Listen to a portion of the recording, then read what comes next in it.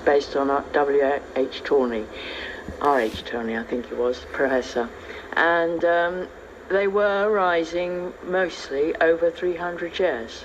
Had fallbacks, but the family did rise from quite humble beginnings to become a part of the professions. So you've taken your family and used it really as an example of how families across the whole of the country, middle-class families across the country, yes. Life changed for them.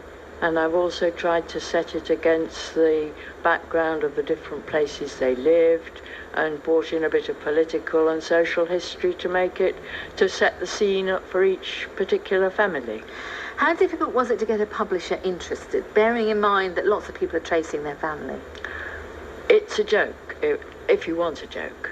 I am widowed not long ago, and I did the book because my nephew told me to write it, and that was no problem. I enjoyed that. And one night I couldn't sleep, and I thought, oh, what shall I do? So I wrote a letter to a couple of publishers, expecting no, and wasn't particularly bothered. The first one came back. It wasn't the right genre of the time. And the second one was interested, and it had to go through a literary consultant and various other processes, and I just, I didn't really expect it to happen. And I'd been at work at Benevolent Fund in London and came back, and there was a letter on the mat, and I just opened it and it said, your book's fine, and I just put it in the envelope presuming it was for somebody else, and then only looked at it the next morning and it was me.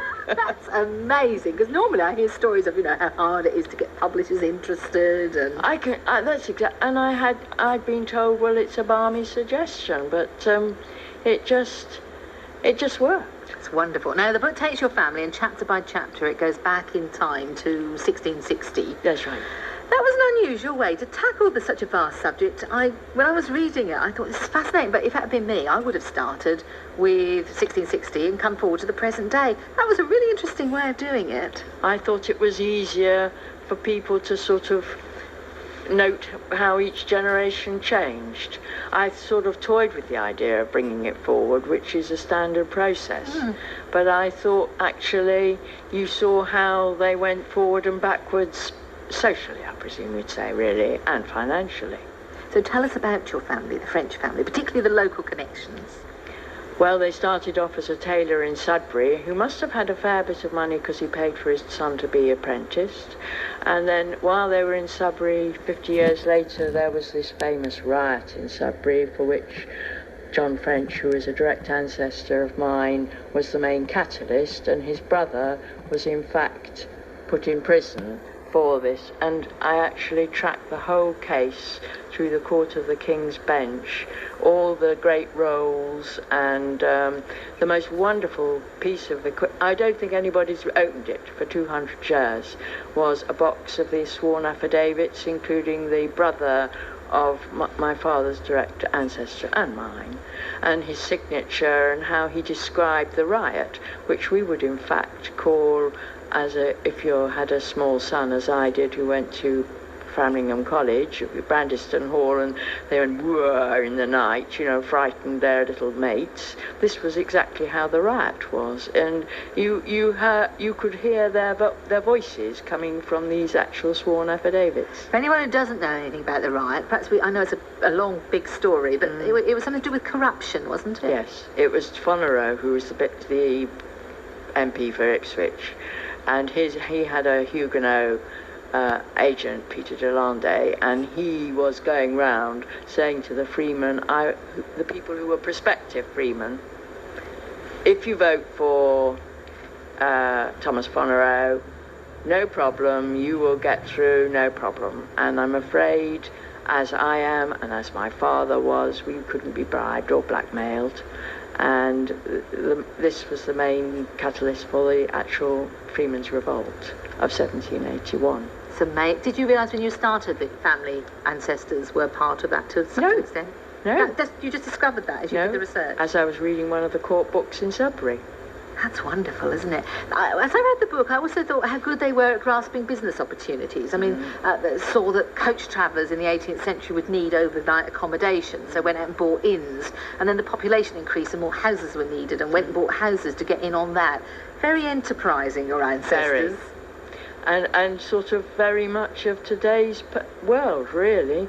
They saw the business opportunity, and when you think that the John French in 1795, who inherited £5, and this changed into 600 by 1840, when he died, which was no mean sum. You're saying about how things so much reflect nowadays. I thought the other thing that came through to me, I mean, we had unmarried parents along the while, there was divorce. It just shows there's nothing new, is there? Nothing new under the sun. It doesn't change. What was different, though, is how many people died very young, children, consumption and TB. Were you shocked by that when you did the research? I did know from my history long ago that, of course, if you survived having a baby, you did get TB. I mean, it was the white disease which carried off so many people throughout history, especially youngsters. Now you've written the history, you've done the research, written the history, the book's been published. Do you feel you know each of these individuals from your past?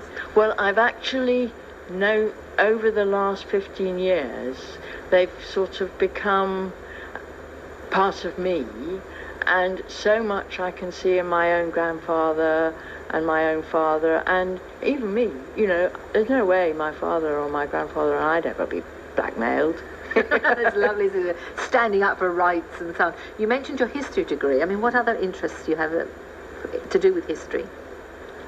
Oh dear, I've always been interested in history, and I've always sort of written articles and things, but other than my thesis, I wrote the book on the Freemen's Revolt, and then this is the second one, and I've done all the rest of the family, which I may or may not put in for publishing. So that might come up in the future. Felixstowe Family History Society, I think you're involved with that as well. I'm a secretary, yes. Secretary. So yes. It's obviously a great interest in Felixstowe, tremendous. History. And it's a brilliant society. People are absolutely super people, and it's most helpful, and people who want to join, you know, and want to find out. It's a growth industry, actually. Everybody seems to want to know their roots. Which is lovely. Very nice. You got back to 1660, according to the book. Have you actually got back further than that? Yes. But it's still... it's most probably still in Sudbury, and I would imagine we were Huguenots. Although my grandfather always said we came over with William the Conqueror. You'll be able to prove that one way or another. One way or other. Sure. One day I'll prove it. Thank you very much, Judith, for coming and telling us about the book, and good luck with it. It's called The Rise and Rise of the Middle Classes. It's by Judy Campbell, published by Serendipity for £9.95. And I've got the ISBN number if you have any trouble tracking it down. The book, though, is going to be launched at Magpie Bookshop in Felixstowe. Yes, on the Sunday the 14th of December. So you'll be signing copies there, will you? I will, yes. Thank you, Judith. Thank you very much indeed for joining us today. You're listening to BBC Radio Suffolk.